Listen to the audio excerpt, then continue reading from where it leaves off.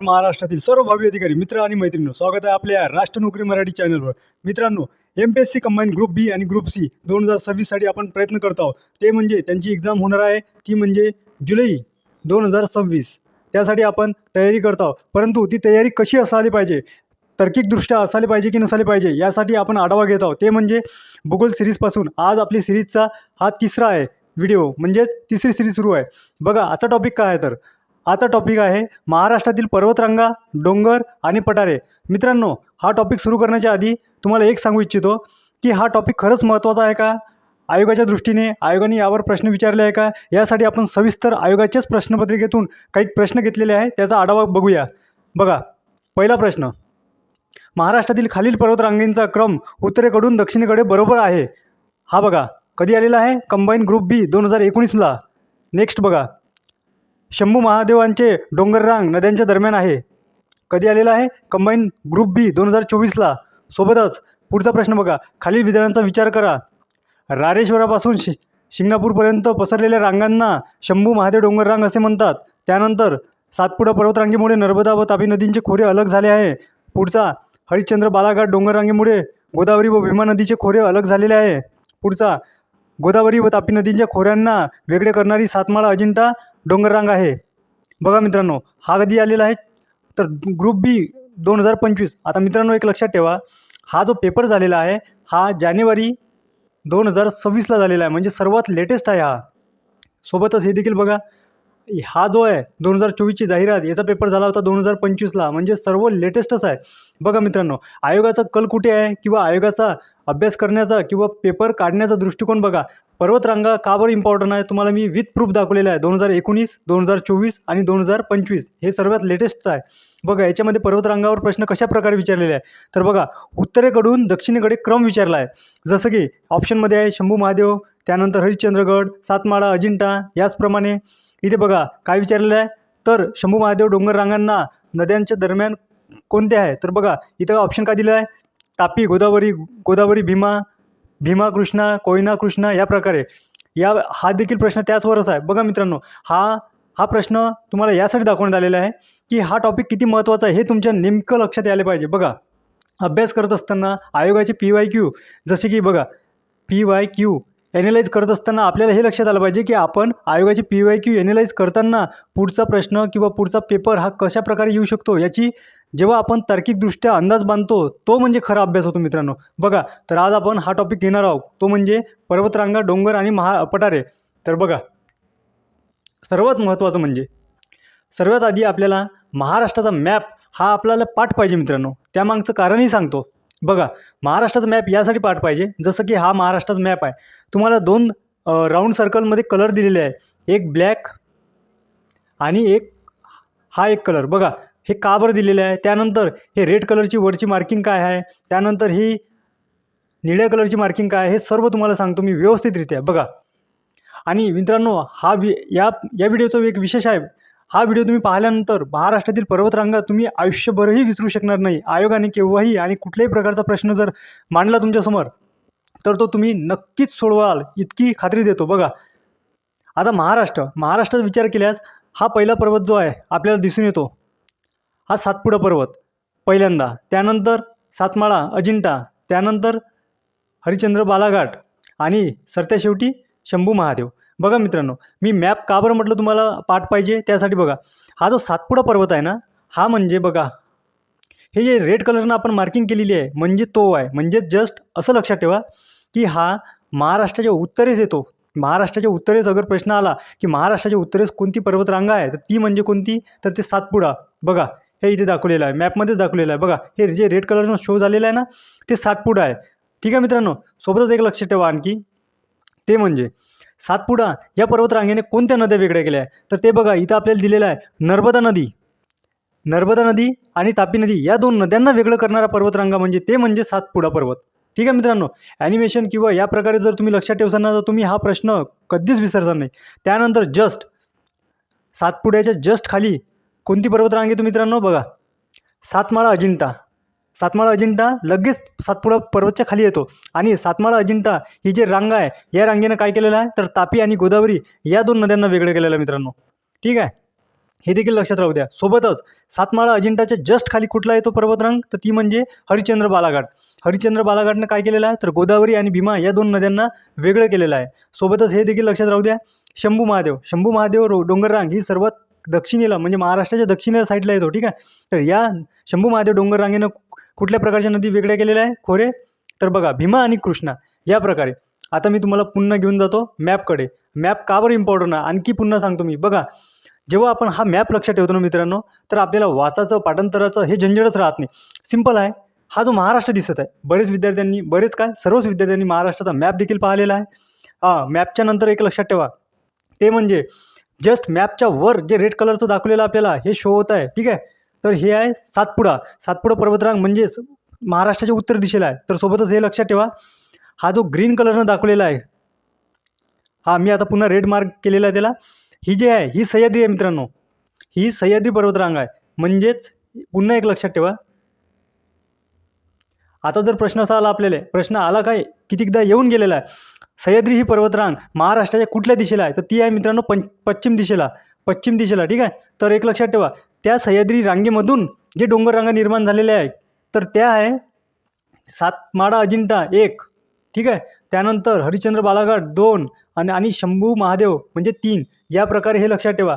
परंतु जर आयोगाने तुम्हाला अशा प्रकारचा प्रश्न विचारला, तर हरिश्चंद्र बालाघाट किंवा शंभू महादेव डोंगररांग किंवा सातमाळा डोंगररांग ही कुठल्या डोंगररांगेची भाग आहे, तर तिथं ऑप्शनमध्ये सातपुडा राहणार. परंतु सातपुडाचा भाग आहे का, नाही. का बरं नाही आहे, बघा मित्रांनो, सातपुडा हा महाराष्ट्राच्या वर शो होत आहे आपल्याला. हे बघा रेड कलरनं. ठीक आहे, रेड कलरनं. तर मला एक सांगा, ही जे डोंगररांगा आतमधल्या, महाराष्ट्राच्या आतमधल्या, ठीक आहे, असं लक्षात ठेवा. मी आता मॅपमध्ये तर आपल्याला स्पष्टपणे दिसतच आहे की महाराष्ट्राच्या आतमध्ये येत आहे ते. तर हे भाग आहे सह्याद्री पर्वताचा. ठीक आहे. आणि सोबतच पुन्हा एक लक्षात ठेवा, आणखी एक महत्त्वाची म्हणजे ते म्हणजे आता आपण सातपुडा पर्वत काय आहे, नेमकं कशा प्रकारे आहे, कुठे मांडणी यायची संपूर्ण माहिती घेऊ. बघा, सातपुडा पर्वतची लांबी जर विचार केली आपण, तर ते आहे 900 मीटर. हे देखील महत्त्वाचं आहे. ठीक आहे. हे इतकं महत्त्वाचं आहे. आणि एक महत्त्वाची आणखी गोष्ट म्हणजे सातपुडा पर्वत पाहत असतानाच मित्रांनो, बरेच प्रश्न हे जे मी तुम्हाला 2 टिंबक कलरमध्ये दाखवले आहे ना, हे एकदम इम्पॉर्टंट आहे. कारण की ते जे पर्टिक्युलरली जिल्ह्यामध्ये आहे आणि त्या जिल्ह्यामधलं वैशिष्ट्य काय आहे आणि ते सातपुडा पर्वतशी निगडीत कसं आहे, हे देखील आपण पाहूया. बघा, आता आपण बघूया सातपुडाची लांबी सांगितली मी तुम्हाला की 900 मीटर आहे. सोबतच एक लक्षात ठेवा, सातपुडा पर्वतचे भाग काय काय आहे, तर बघा, हे जे आहे ना, राजपिपला, महादेव, मैकल, हे सर्व सातपुड्याचा भागच आहे मित्रांनो. फक्त पर्टिक्युलरली जो एरिया आहे, एरिया म्हटल्यापेक्षा राज्य जे आहे, त्या राज्यामध्ये त्यांना वेगवेगळे नाव देण्यात आलेले आहे. जसे की बघा, हे राजपिपला हे कुठे आहे, तर गुजरातमध्ये येते. ठीक आहे. आणि महादेव कुठं आहे, तर MP मध्ये म्हणजेच मध्य प्रदेशमध्ये येते. सोबतच मैकल कुठं आहे, तर छत्तीसगड या राज्यात येते मित्रांनो. ठीक आहे. तर हे देखील लक्षात ठेवा. म्हणजेच तुम्हाला अगर आयोगाने अशा प्रकारचा प्रश्न विचारला की राजपिपला, महादेव डोंगररांग आणि मैकल ही डोंगररांग ही कुठल्या पर्वतरांगेचा भाग आहे, तर ती आहे मित्रांनो सातपुडा. देखा, हे बघा, आपल्याला स्पष्ट ह्या आकृतीमध्ये मेन्शन होऊन जाते किंवा या मॅपद्वारे आपल्याला लक्षात येऊन जाते की ही एकच पर्वतरांग आहे जिची लांबी आहे 900 मीटर आणि ही पर्वतरांग महाराष्ट्राच्या उत्तरेस आहे. सोबत हे देखील लक्षात ठेवा, याच पर्वतरांगेचा भाग म्हणजे राजपिपला जे गुजरातमध्ये आहे, महादेव MP मध्ये आहे आणि मैकल हे सर्व डोंगररांगा आहे आणि यांचा भाग हा सातपुड्याचा भाग आहे. ठीक आहे मित्रांनो.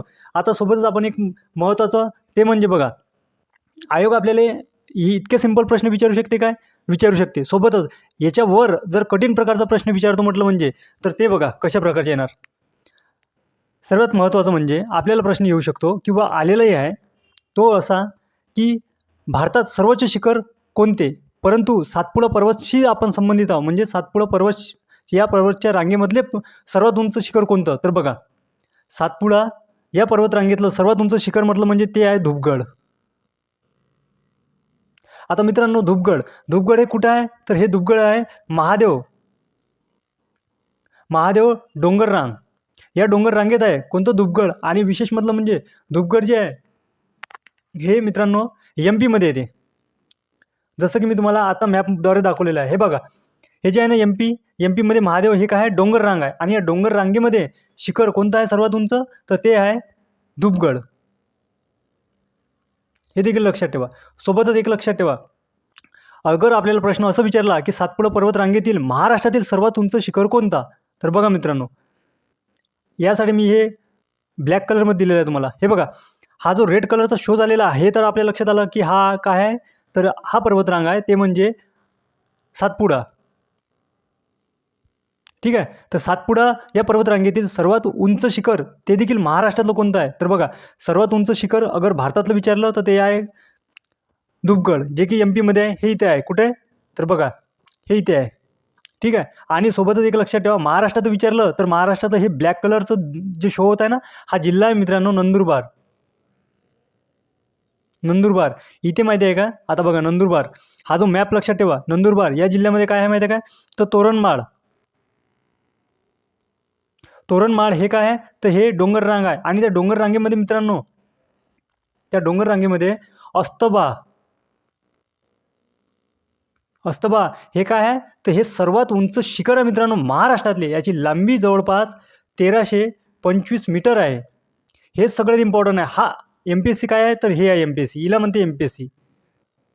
हे अशा प्रकारचे प्रश्न विचारण्यासाठीच MPSC फेमस आहे. बघा मित्रांनो, आता बघा, आपण कुठून सुरुवात केली, तर आपण केली एका पर्वतरांगेपासून किंवा पर्वतरांगेपासून. कुठली, तर सातपुडा. सातपुडा पर्वतरांग बघितली आपण, जे रेड कलरमध्ये शो होत आहे मॅपमध्ये, आपल्याला दिसत आहे ती पर्वतरांग. तिची लांबी किती आहे, तर 900 मीटर आहे.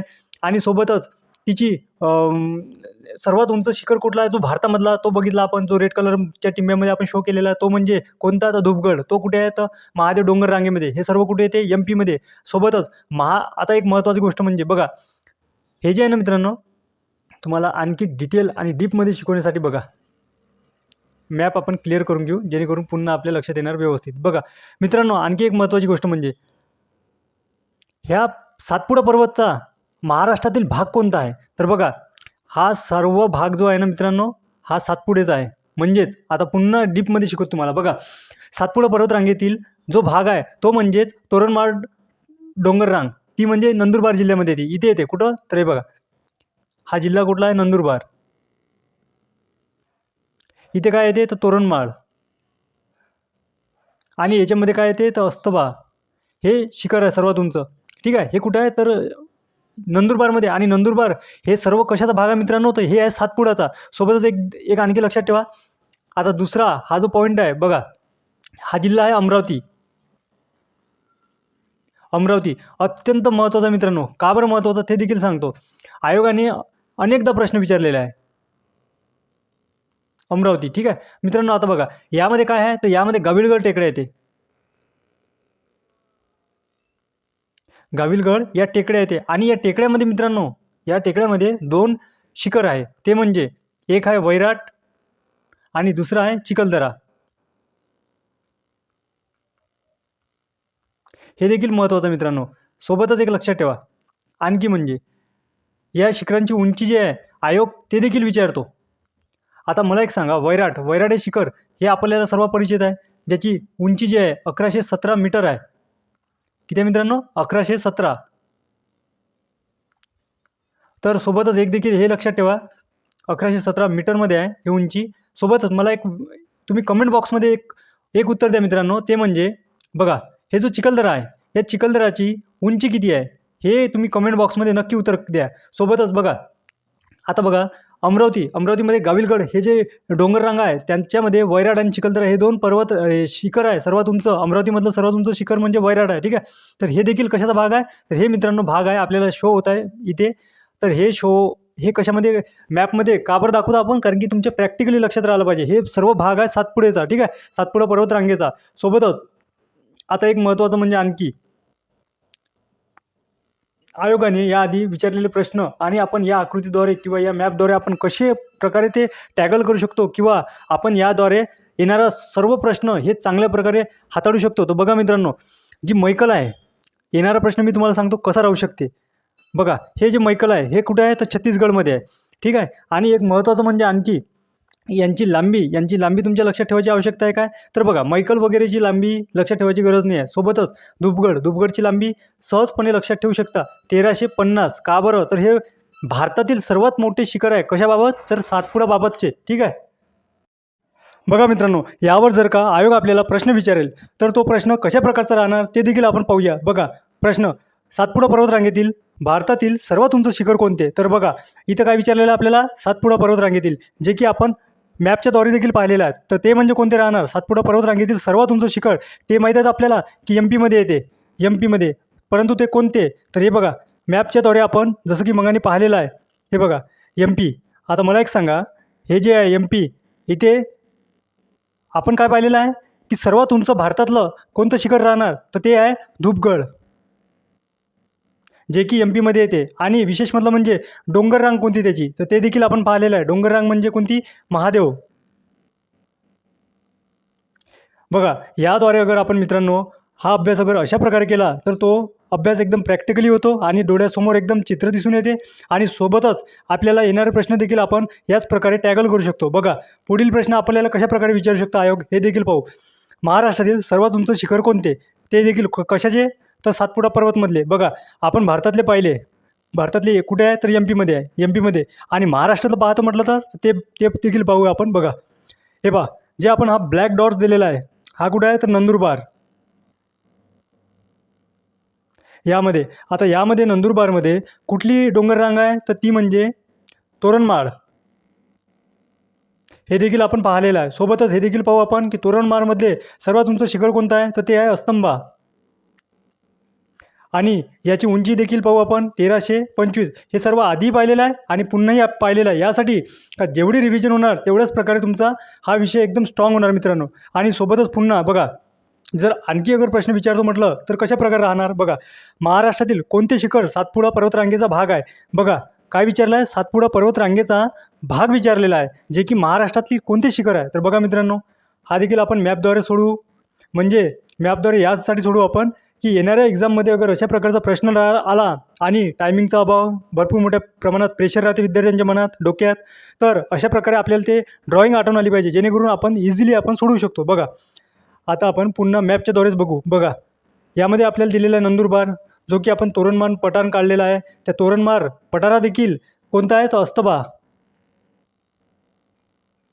अस्तंबा हे देखील पाहिलेलं आहे. सोबतच आपण हे अमरावती देखील पाहिलेली आहे मित्रांनो. अमरावतीमध्ये कोणतं आहे? तर ते आहे वैराट. आणि एक आणखी कोणतं आहे? तर ते म्हणजे चिखलदरा.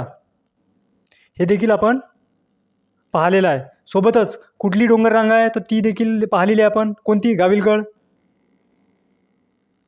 आणि एक म्हणजे विशेष म्हटलं म्हणजे बघा, हा जो वरचा जो मॅप पाहिलेला आपण किंवा जे रेड लाईनमध्ये दाखवलेला आपल्याला, बघा मित्रांनो, एक आणखी एक महत्त्वाची गोष्ट म्हणजे याच्यावर आयोगानं प्रश्न विचारलेला आहे. बघा तो म्हणजे स्पष्ट आपल्याला दिसून पडते, जे की हा सातपुडा पर्वत जर झाला हा वाला, ठीक आहे, सातपुडा, तर महाराष्ट्रात दोन प्रकारे तो त्याचा भाग आहे, जो की एक नंदुरबारमध्ये, एक अमरावतीमध्ये आहे. आता मला एक सांगा, महाराष्ट्राच्या उत्तरेस काय येतो? तर सातपुडा.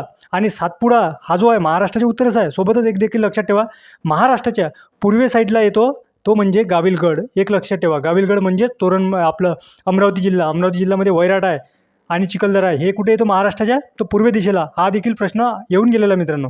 सोबतच बघूया आणखी. बघा सातपुडा पर्वतरांगेचा विस्तार कोणत्या दिशेला आहे? एकदम अत्यंत महत्त्वाचा. बघा सातपुडा पर्वत, हा जो पाहिलेला आपण सातपुडा पर्वत, हा कुठल्या दिशेला आहे मित्रांनो? पश्चिम. सोबतच पूर्व. म्हणजे आता हे पाठ करायची आवश्यकता आहे का आपल्याला, की आयुष्यभर आपल्याला हे लक्षात राहणार आहे? ते म्हणजे बघा काय, तर बघा हा जो रेड कलरमध्ये दाखवलेला आपण काय आहे, सातपुडा, हा पूर्व आणि पश्चिम या दिशेला पसरलेला आहे. गुजरातपासून तर छत्तीसगडपर्यंत. इकडे बघा, हा एरिया कोणता राहणार? हा गुजरात. हा एरिया हा छत्तीसगड. हे देखील आपल्याला मॅपद्वारे समजून जाते. सोबतच आणखी बघूया की यावर कशा प्रकारचे प्रश्न निर्माण होऊ शकते. सातपुडा पर्वतरांगेची लांबी, जे की मगानी पाहिलेली आपण, ते म्हणजे 900 मीटर. हे लक्षात राहू द्या मित्रांनो, जेणेकरून येणारा प्रश्न अगर या प्रकारचा आला, आयोगाने अगर काढलेला, तर तो आपल्याला चांगल्या प्रकारे आपण हँडल करू शकतो. 900 मीटर, ठीक आहे. आता पुढचा प्रश्न बघूया. सातपुडा पर्वतरांगा कोणत्या नदी खोरे वेगळे करतात? आता हे देखील आपण मॅपद्वारे पाहिलेलं आहे, म्हणजे जेणेकरून आपण कधीच विसरू शकत नाही. हा बघा, हा काय आहे? सातपुडा पर्वत कुठल्या नदी वेगळ्या करतो? कुठल्या नदींच्या खोरे वेगळ्या करतो? तर बघा काय करतो? नर्मदा आणि तापी. हे देखील आपण व्यवस्थितरित्या पाहिलेलं आहे. तर हा व्हिडिओ आपण आता इथे स्टॉप करूया मित्रांनो.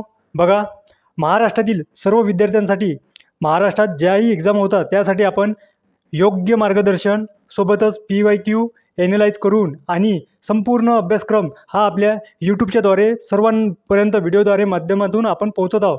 तर सोबतच या व्हिडिओला लाईक करा, चॅनलला सबस्क्राईब करा, बेल आयकॉन ऑन करा, जेणेकरून नवीन व्हिडिओची नोटिफिकेशन आपल्यापर्यंत सहजरित्या पोहोचणार. आणि मित्रांनो, आणखी एक म्हणजे हा व्हिडिओ इतरांपर्यंत पोहोचवा, जेणेकरून इतरांचे देखील अभ्यासामध्ये फायदा होणार. तर भेटूया अशाच पुढच्या नेक्स्ट व्हिडिओमध्ये. तोपर्यंत धन्यवाद.